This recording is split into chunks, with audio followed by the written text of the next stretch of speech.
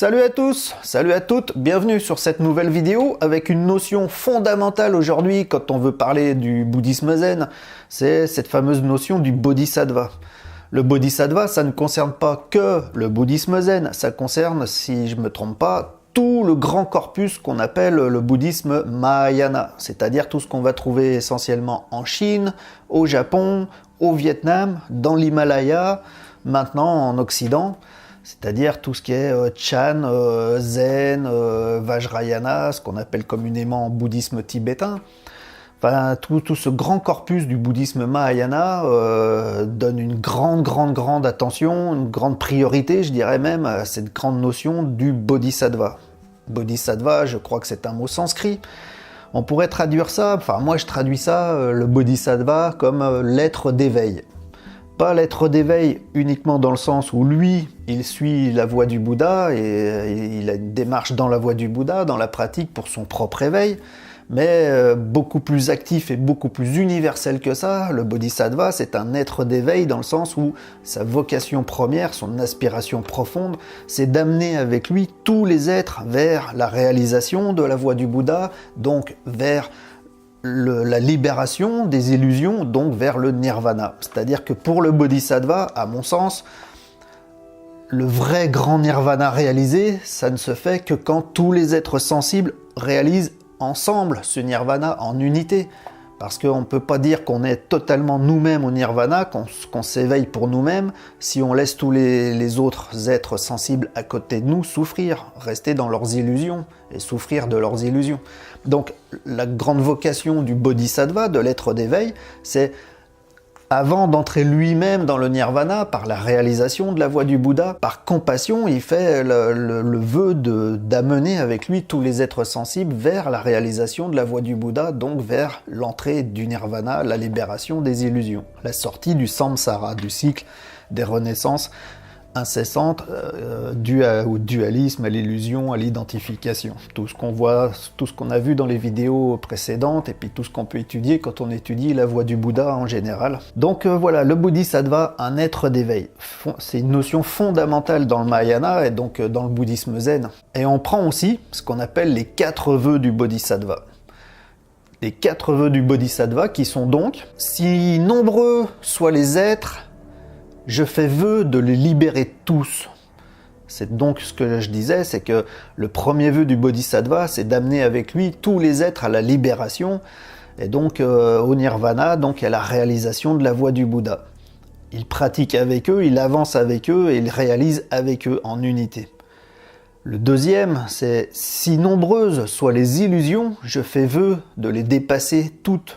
C'est-à-dire toutes les illusions qu'on connaît, qui ont été décrites par le Bouddha historique, Shakyamuni, tous les bonos, les illusions qui viennent des sens, de la mauvaise perception, de la mauvaise interprétation, et donc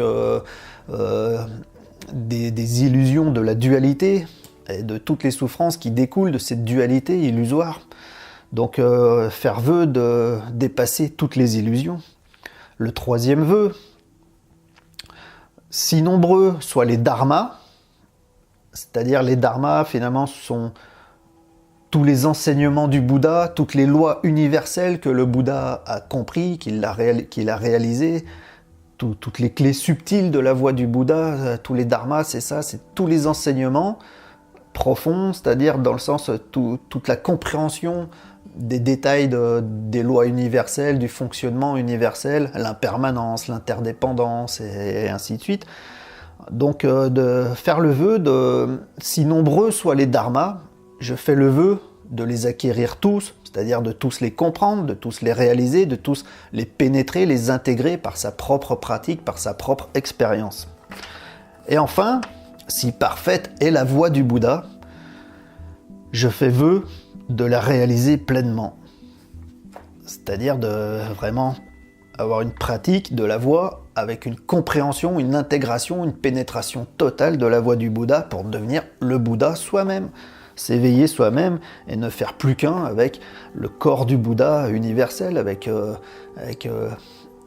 comme on dit tout le temps, on a tous la nature de Bouddha, il suffit de la réaliser. En fait, c'est revenir à cette nature de Bouddha qu'on a déjà en nous par la réalisation de la voie du Bouddha, par le Dharma. Donc ces 4 vœux du Bodhisattva, c'est fondamental, c'est ce qui va suivre tout au long de sa pratique finalement, et c'est pas pour rien que dans les dojos zen, on récite ces 4 vœux tous les jours. En général, là, ça se fait le soir, à la fin du zazen du soir, on récite ces 4 vœux tous les jours, parce que pour se les remémorer, puisque pour nous, finalement, c'est un pilier de notre pratique. Donc voilà, cette petite vidéo, c'était pour présenter ce qu'est le Bodhisattva, comment comprendre le Bodhisattva. Alors pour moi, pour finir, je dirais que dans tout ce qu'on a vu, dans cette optique, parce que on pourrait croire que vouloir sauver, enfin, tous les êtres sensibles, tous les amener avec soi au nirvana, tous les aider à réaliser la voie du Bouddha, ils sont tellement nombreux que ça peut sembler utopique, infaisable, ou alors ça prendrait un temps magistral, monumental, qu'on ne pourrait même pas concevoir. Mais déjà, d'un point de vue scientifique, on sait que le temps, c'est quelque chose de très relatif, très subjectif, ça n'a pas une réalité tangible qui soit propre, le temps est relatif, on en a des preuves scientifiques, hein. Il suffit de lancer une navette spatiale assez loin en orbite de la Terre, de la faire avancer très vite, les gens ils vont pas vieillir à la même vitesse que les gens qui sont restés sur Terre, parce que le temps est relatif à, je connais plus les formules physiques, mais il est relatif à la vitesse, à la distance, hein, enfin voilà quoi. Le temps c'est relatif et subjectif. Parenthèse faite, il y a de très nombreux êtres, ça peut sembler utopique de les sauver tous, mais on n'est pas tout seul comme bodhisattva, déjà, on est de nombreux bodhisattvas. En fait, le principe c'est ça, c'est que dès qu'on rentre dans la voie du Bouddha, qu'on commence à s'engager dans cette pratique, et en formulant ces 4 vœux du bodhisattva, et puis qu'on demande l'ordination de bodhisattva, si on est dans le zen, tout ça, ça participe à être soi-même dans la pratique du bodhisattva. Mais on est nombreux, on s'épaule, on est main dans la main, on le fait tous ensemble, c'est pas individuel. Donc c'est pas soi-même tout seul dans sa propre petite personnalité qu'on va sauver tous les êtres. On est beaucoup de bodhisattvas depuis le passé, le présent, le futur, à œuvrer dans ce sens-là. Donc on n'est pas tout seul pour cette grande tâche qui est d'amener tous les êtres au nirvana. Et j'ajouterais que dans ce sens-là, justement, ce qui me semble important, c'est quand on est dans cette dimension à soi, corporelle, ici, sur Terre, incarnée, pour pratiquer la voie, c'est pas de vouloir soi-même, justement, sauver tous les êtres, parce que là, ça, on peut devenir schizophrène, là, un truc comme ça. C'est justement de remplir sa place à soi, déjà, dans l'univers qui est demandé. C'est pas très compliqué, faire bodhisattva, finalement.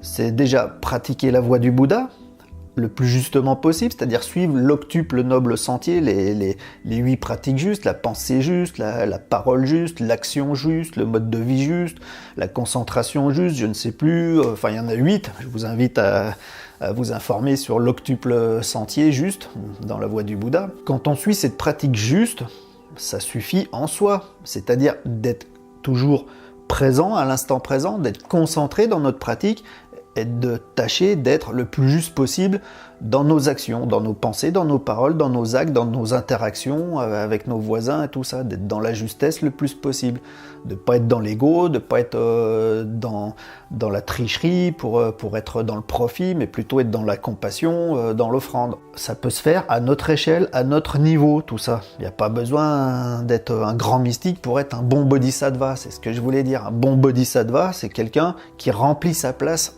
dans l'univers. Quand on est dans un temple zen puis qu'on nettoie les toilettes, on est un grand bodhisattva.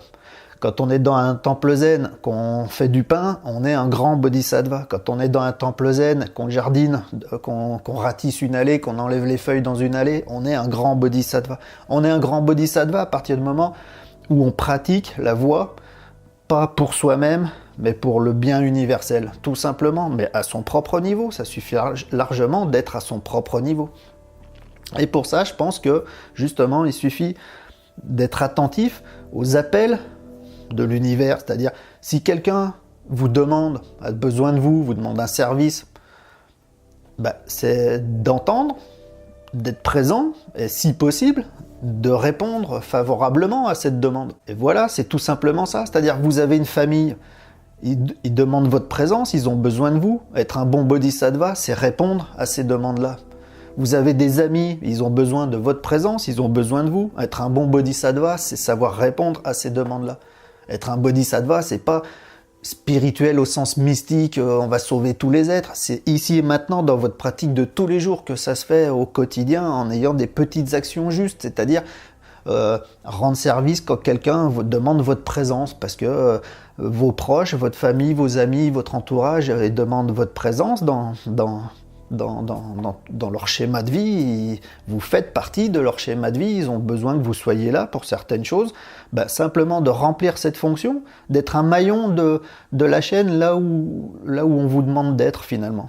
De simplement être là où on vous attend. Enfin voilà, vous sentez, vous avez des demandes qui se font spontanément, des synchronicités, des appels spontanés, des gens dans votre entourage qui vous sollicitent. Voilà, en fait, c'est simplement répondre aux sollicitations, tant que c'est possible, tant que ça reste dans l'action juste. Tant que vous êtes dans l'action juste, vous recevez des sollicitations, bah, tant que vous y répondez, c'est un peu ça, être bodhisattva, tout en marchant sur la voie. Donc voilà, la notion du bodhisattva, c'est quelque chose de fondamental dans le zen, dans le Mahayana en général, mais il ne faut pas prendre ça comme quelque chose de super mystique et puis d'impossible à réaliser. Soyez à votre échelle, à votre dimension, un bodhisattva en pratiquant le plus justement la voie, non pas pour vous-même, mais simplement pour être présent aux sollicitations de l'univers autour de vous. Je crois que c'est une bonne définition de bodhisattva. Pour un prochain thème, si ce n'est pas encore fait, que vous souhaitez être notifié des prochaines vidéos qui sortiront, abonnez-vous à la chaîne. Pour celle-ci, si vous avez apprécié, vous pouvez cliquer sur le pouce vers le haut, ça aide à la visibilité de cette vidéo. Vous pouvez laisser des commentaires en dessous si vous avez des questions, je répondrai avec plaisir. Et partagez sans compter sur les réseaux sociaux, partout où vous voudrez. Ça peut que aider la visibilité des vidéos de cette chaîne. Merci beaucoup.